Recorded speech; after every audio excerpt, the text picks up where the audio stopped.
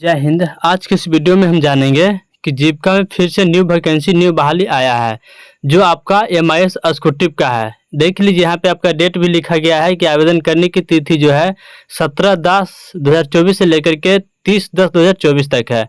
तो इस वीडियो में लास्ट तक आप लोग बने रहिएगा। मैं आप लोग को इसका पूरा प्रोसेस बताऊंगा कि MIS एक्जीक्यूटिव क्या होता है, इसका बहाली कैसे किया जाता है, इसमें आपका पेमेंट कितना होगा, ये किस किस जिला में बहाली है, किस प्रखंड में बहाली है, आपको ए से लेकर के जेड तक जानकारी मिलेगा। आप इसी भी तरह से जानकारी लेने के लिए, जीविका के किसी प्रकार से जानकारी लेने के लिए, वैकेंसी हो गया या उससे रिलेटिव किसी प्रकार की वीडियो पाने के लिए इस चैनल को आप लोग सब्सक्राइब कर लीजिएगा। सब्सक्राइब करने से ये होगा कि जब भी आपको जीविका से रिलेटिव किसी प्रकार की जानकारी सबसे पहले आपको मिलेगा। और मैं यहाँ पे बताना चाहता हूँ कि इस वीडियो को ज़्यादा से ज़्यादा शेयर कर दीजिएगा, लाइक शेयर भी कर दीजिएगा, ताकि हर एक इंसान के पास में ये पहुँच जाए और वो लोग भी जान ले कि जीविका में बहाली MIS का कब होता है और कैसे किया जाता है, इसका सैलरी भी कितना है। तो चलिए मैं आप लोग की PDF पहले दिखा देना चाहता हूँ। देखिए यहाँ पे देख सकते हैं, आप इस वीडियो में बने रहिए। देख रहे हैं ना, यहाँ पे नीचे मोहर लगा हुआ है, संकुल संघ का है और यहाँ पे साइन भी है। तो चलिए मैं इसको शुरू से पढ़ लेते हैं, यहाँ पे देखते हैं विषय, क्योंकि इस वीडियो में आप लोग बने रहिए। जैसे मैं यहाँ पे बताना चाहता हूँ कि देख सकते हैं आप लोग, लिखा गया है कि विज्ञापन, ठीक है। यहाँ पे विज्ञापन लिखा गया है कि भारत जीविका महिला संकुल संघ ब्लॉक स्तर पर MIS चयन, ठीक है। भारत जीविका महिला संकुल संघ ब्लॉक स्तर पे आपका चयन किया जाता है। ये जो आपका बहाली वैकेंसी है ब्लॉक स्तर पे है और ये जो है आपका हर जिला में होता है। जितने भी जिला है, जिला के अंतर्गत जितने भी ब्लॉक है, सही ब्लॉक में इसका एक पद का वैकेंसी होती है, जिसमें आपका चयन करने की प्रोसेस प्रक्रिया है जो संकुल संघ यानी कि CLF करती है। अब मैं यहाँ पे आप लोग को बताना चाहता हूँ कि आप लोग नीचे देख सकते हैं इसका जो यहाँ पे डेट दिया गया है, आवेदन करने का प्रारंभिक तिथि और आवेदन का अंतिम तिथि, ठीक है। तो आवेदन को जो है स्टार्टिंग है 17/10/2024 से लेकर के 30/10/2024 तक है। इसके बाद है इसका एड्रेस दिया गया है, यहाँ पे इस वीडियो में आप लोग जान लीजिएगा। पद का नाम हो गया MIS एक्जीक्यूटिव। इसके बाद क्या है कि स्थान, इसका जो है आवेदन करने को जो है स्थान जो है संकुल संघ है। इसका एड्रेस दिया गया है कि भारत जीविका महिला संकुल संघ इमामगंज करपी प्रखंड परियोजना क्रियान्वयन इकाई कार्यालय करपी। ये जो है आपका अरवल जिला का है, ठीक है, यानी कि अरवल डिस्ट्रिक्ट का है। ऐसे ही वैकेंसी आपका हर एक बिहार के 38 जिला में होता है। 38 जिला के जितने भी ब्लॉक हैं यानी कि 534 ब्लॉक हैं, सही ब्लॉक में इसका बहाली होती है। तो चलिए मैं बताता हूँ कि इसका बहाली कब कब होता है और कहाँ कहाँ हुआ है या नहीं हुआ है। इसके जानकारी के लिए आप लोग कमेंट कर सकते हैं, इसके ऊपर मैं अलग से वीडियो बनाऊंगा क्योंकि वीडियो बहुत ज़्यादा लंबा हो जाएगा। तो चलिए यहाँ पे मैं बताना चाहता हूँ कि इसका जो है आपका पेमेंट कितना होगा, ठीक है। MIS एक्जीक्यूटिव जो यहाँ पे देख रहे हैं, इसका पेमेंट कितना होगा। तो देखिए यहाँ पे सब स्तर पे लिखा गया है कि 12,000 रुपये, ठीक है, प्लस में TA भी लिखा हुआ है। आपका जो है पेमेंट मिलेगा 12,000 रुपये प्लस TA है, जो आपका मतलब क्या यातायात खर्च हो गया आने जाने का।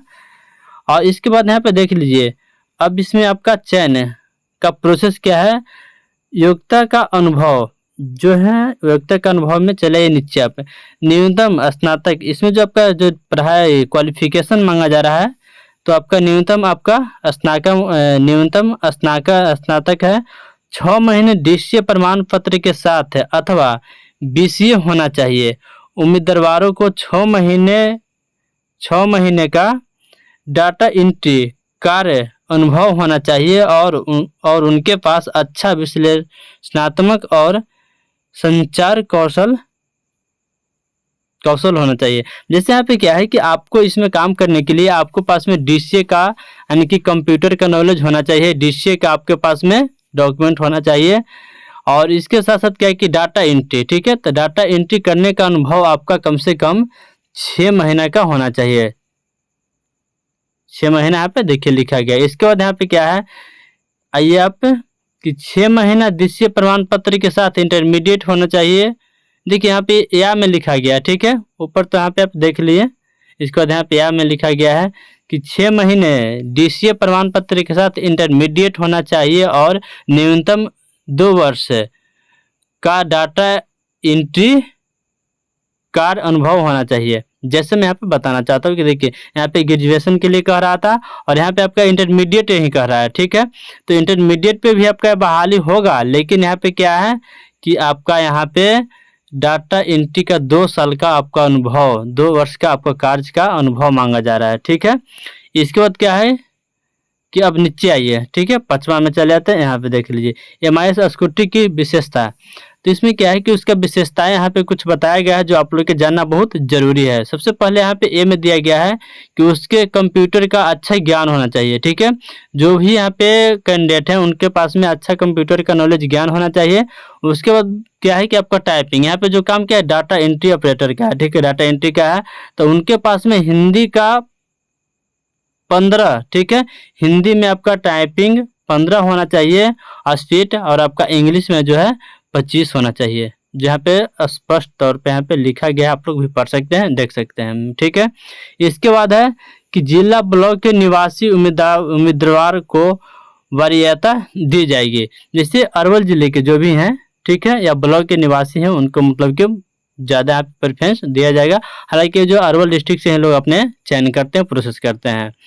आइए और आगे बढ़ते हैं। आगे यहाँ पे बढ़ने के बाद आप देख लीजिए, यहाँ पे आप लोग पढ़ सकते हैं, क्योंकि आप लोग ऐसा नहीं कमेंट कीजिए कि वीडियो में आप बकवास या मतलब कि आप इस तरह से वीडियो, क्योंकि देखिए जो इस पे लिखा हुआ है वो मैं आप लोग को पढ़ करके बता रहा हूँ और मैं समझा रहा हूँ। ठीक है, उसके बाद क्या है कि यहाँ पे देखिए लिखा गया है विज्ञापन की तिथि पर वह 18 से 35 वर्ष की, वह जिससे मतलब कि कैंडिडेट के यहाँ पे क्या है कि 18 से लेकर के 35 वर्ष तक का आयु तक एज के लोग यहाँ पे इस आवेदन को कर सकते हैं, यानी कि भर सकते हैं। ठीक है, इसके बाद ऊपर में हाँ देखिए एक छोटा डे, ठीक है, कि आत्मविश्वास होना चाहिए और राज्य जिला ब्लॉक गांव में कार्य करने के बारे में कोई अर्चना नहीं होनी चाहिए। ठीक है, अड़चन नहीं होनी चाहिए।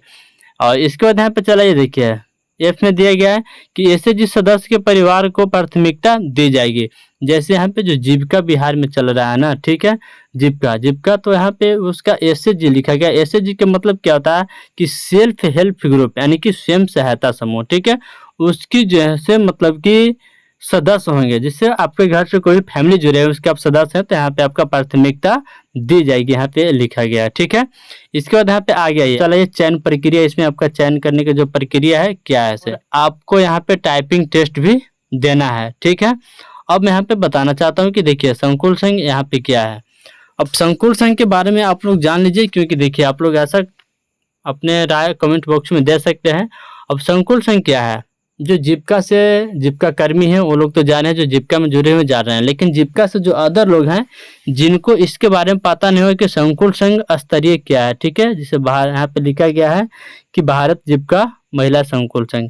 यहाँ पे आप पढ़ सकते हैं कि भारत जीविका महिला संकुल संघ, ये संकुल संघ क्या होती है। और यहाँ पे समूह सब लोग जानते हैं, नहीं भी जानते तो जान लीजिए। जैसे यहाँ पे मैं बताना चाहता हूँ कि 10 मेंबर को मिला करके 10 सदस्य, यानी कि मिनिमम आपका 10 और मैक्सिमम आपका 15। ठीक है, 15 सदस्य को मिला करके, मेंबर को मिला करके आपको एक समूह का निर्माण किया जाता है।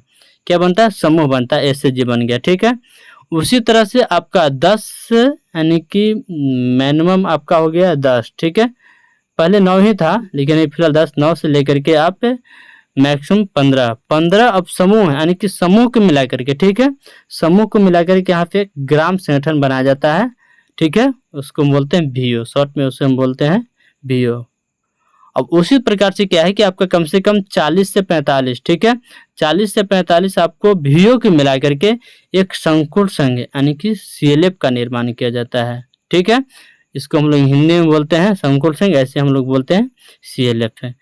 अब सीएलएफ क्या है कि सीएलएफ में आप 40 से 45 वीओ जोड़ी होती है, और उसके बाद क्या है कि ऊपर हो गया बीपीआई यानी कि परियोजना, हाँ बीपीआई इसे बोलते हैं आप लोग बीपीआई। ठीक है, अब यहाँ पे मैं बताना चाहता हूँ कि बीपीआई जो है ब्लॉक स्तर पे होती है।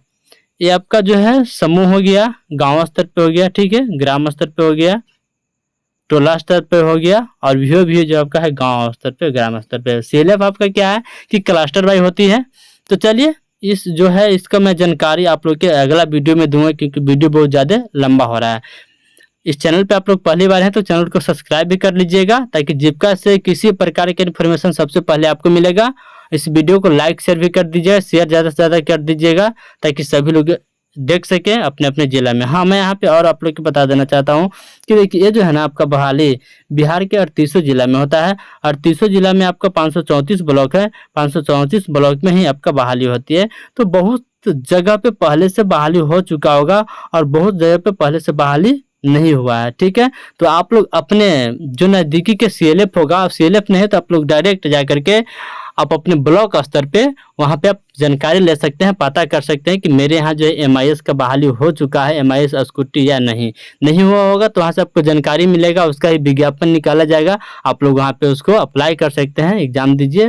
वहाँ पे जो भी आपको पास में कंप्यूटर का टाइपिंग का नॉलेज है, टाइपिंग टेस्ट दीजिए और आपको वहाँ से सिलेक्शन किया जाएगा।